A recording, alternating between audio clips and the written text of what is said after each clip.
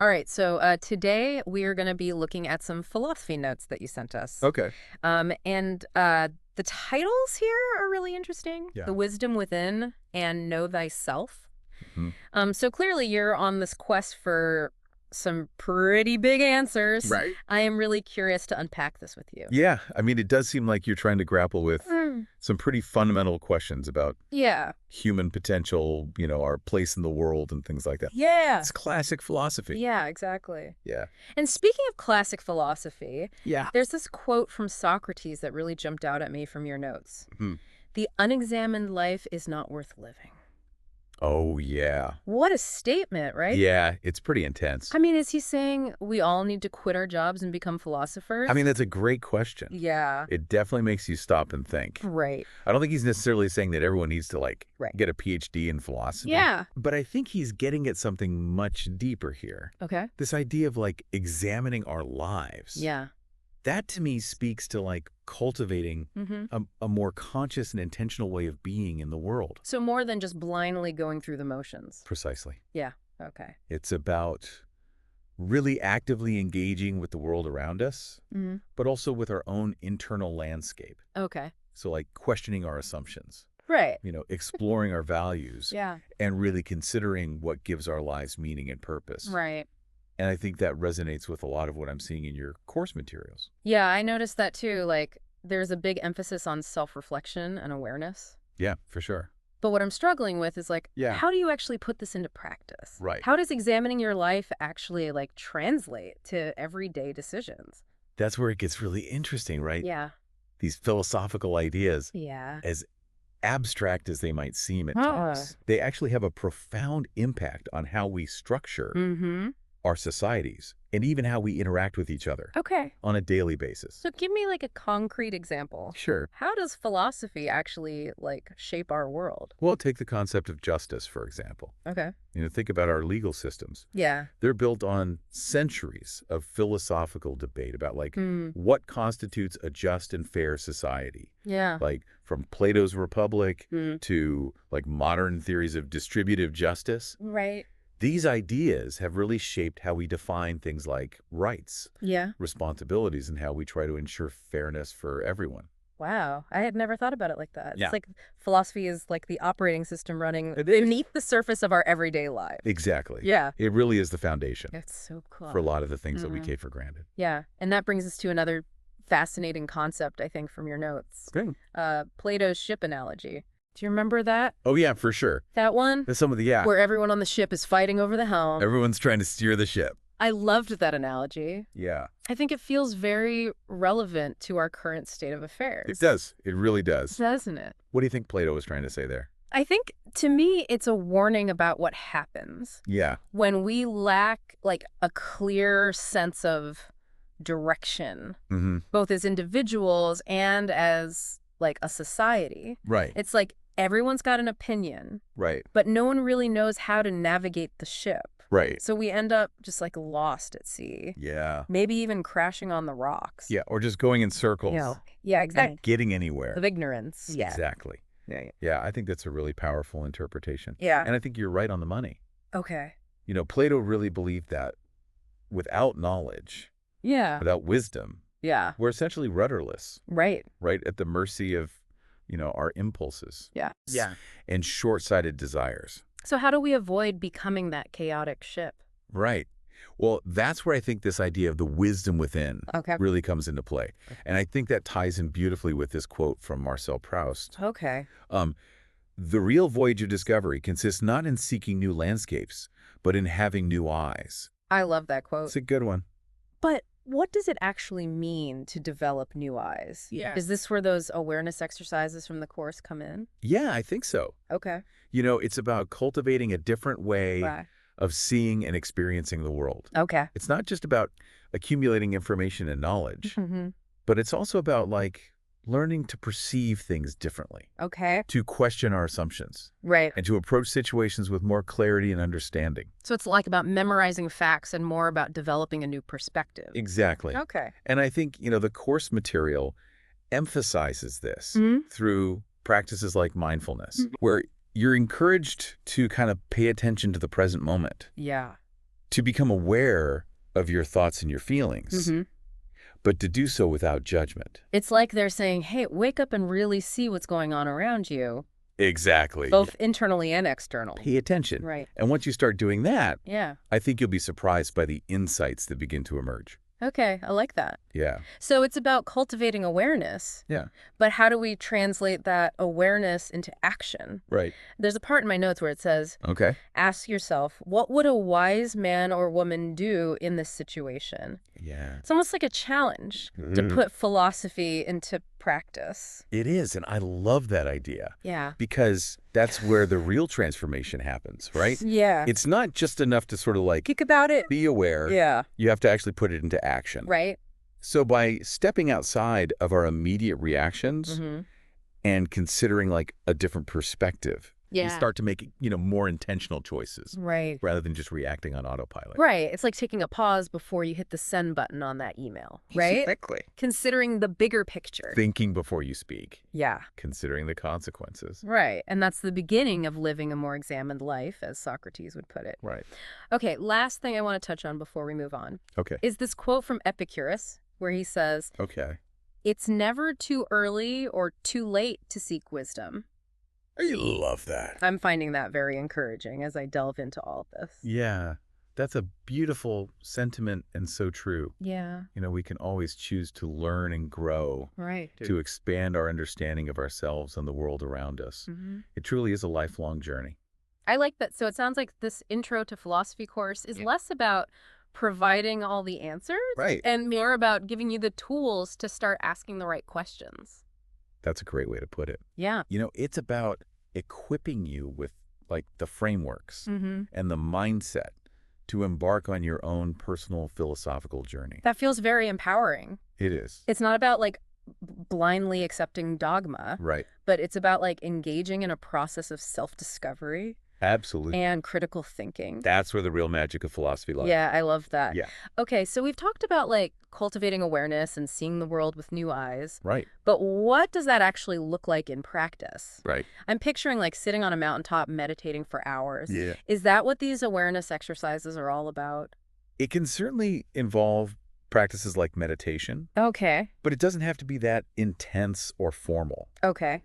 The core idea is really just to become more present Okay. in your everyday life. So less about escaping reality and more about like really being here now. Exactly. Yeah. It's about noticing the small details you might normally overlook, Okay. like the warmth of the sun on your skin, the taste of your morning coffee, Yeah. the sound of laughter in the distance. That sounds almost too simple. Right. How can paying attention to those things actually lead to greater wisdom? Well, it's about training your mind Okay. to be less reactive and more observant. Okay. When you start paying attention to the present moment, Mm-hmm. you become aware of your own thought patterns, Okay. your emotional responses, Yeah. and the underlying beliefs Right. that shape your perceptions. I'm starting to see how this connects to the wisdom within concept. Right. It's like by becoming more aware of our internal world, Mm-hmm. we gain a deeper understanding of ourselves Yeah. and how we relate to everything around us. Exactly. And that self-awareness Yeah. allows us to make more conscious choices Okay. rather than simply being swept along by our habits and unconscious patterns. So we're not just like robots reacting to the world. Right. We actually have a choice. Okay, I like that. Yeah. So I'm getting a sense of how this all ties together. But the course material also delves into like some pretty big concepts. Like justice, freedom, and truth. Sure. How do those fit into this framework of self-awareness and wisdom? Yeah, those are kind of the cornerstones, right, of Yeah. a just and fulfilling life. Okay. And they're very much intertwined with the ideas we've been discussing. Okay. Let's take freedom, for example. Okay. What comes to mind when you think about that word? I guess like being able to do what I want when I want, having choices and not being restricted by like external forces. Yeah, that's certainly part of it. Okay. But the kind of freedom Yeah. that philosophy really grapples with goes even deeper than that. Okay. It's about like inner freedom, Okay. the ability to make choices Mm-hmm. based on your values and your principles, Yeah. rather than being driven by fear, Right. societal pressures, Yeah. unconscious desires, Okay. all that kind of stuff. So it's less about like external circumstances and more about having like control over your own mind and actions. Exactly. Okay. And this kind of freedom is very closely connected to wisdom. Okay. When you're more self-aware Yeah. and you have a clear understanding of your values, you're less likely to be swayed by external forces. Yeah. You become the captain of your own ship, so to speak. Oh, I love that image. Right. It brings us back to Plato's analogy. Exactly, yeah. So instead of everyone fighting over the helm, Right. we become like the wise navigator. Yes. Who can steer the ship through life's challenges. That's a great way to put it. Okay. And that ability to navigate wisely Yeah. is also closely tied to the concept of justice. Okay, let's talk about justice. Sure. That feels like a particularly relevant concept these days. It is. With so much division and conflict in the world. Yeah, it's really at the forefront of a lot of people's minds. Yeah. And it's a concept that philosophers have been debating for centuries. Yeah. What does it mean to live justly? Right. How do we create a fair and equitable society? Yeah. These are questions that require deep thought Right. and careful consideration. So what are some of the different ways that philosophers have approached this idea of justice? Well, some focus on the idea of individual rights and liberties. Okay. They argue that a just society is one that protects the fundamental freedoms of its citizens. Okay. Others emphasize the importance of equality, Right. ensuring that everyone has an equal opportunity to thrive, regardless of their background or circumstances. Okay. And still others prioritize the common good, Okay. arguing that justice requires us to act in ways that benefit society as a whole. It sounds like there's no one-size-fits-all answer Right. when it comes to justice. That's true. Yeah. There are many different perspectives. Okay. And the best approach often depends on the specific context. Right. But I think the key takeaway here Yeah. is that justice isn't something that just happens. Okay. It's something that we actively create. Through our choices, our actions, Right. and the way we structure our societies. So it's not just about following the rules, Right. but it's about actively engaging Yeah. in the pursuit of a more just and equitable world. Exactly. Okay. It requires us to be both self-aware Mm. and critically engaged with the world around us. Okay. We need to understand our own biases, Yeah.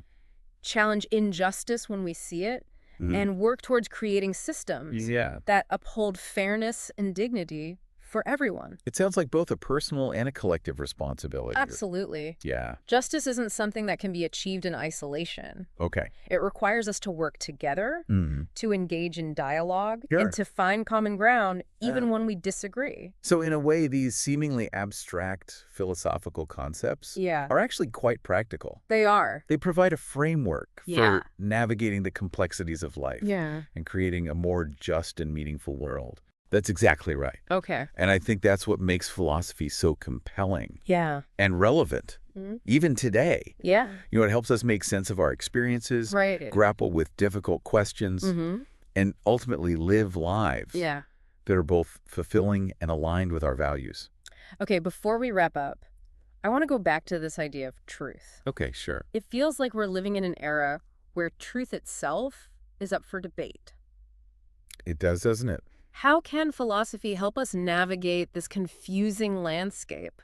That's a crucial question. Yeah. And one that's more relevant than ever. Right. We're bombarded with information from all sides. Yes. And it can be really difficult to discern what's true and what's not. Right. Philosophy provides us with tools for critical thinking, for evaluating evidence, Right. and for constructing sound arguments. So it's not just about blindly accepting what we're Yeah. told, But but about actively seeking evidence and questioning assumptions. Yes. And it's also about recognizing Right. that truth isn't always black and white. Right. There can be multiple perspectives on an issue. Yeah.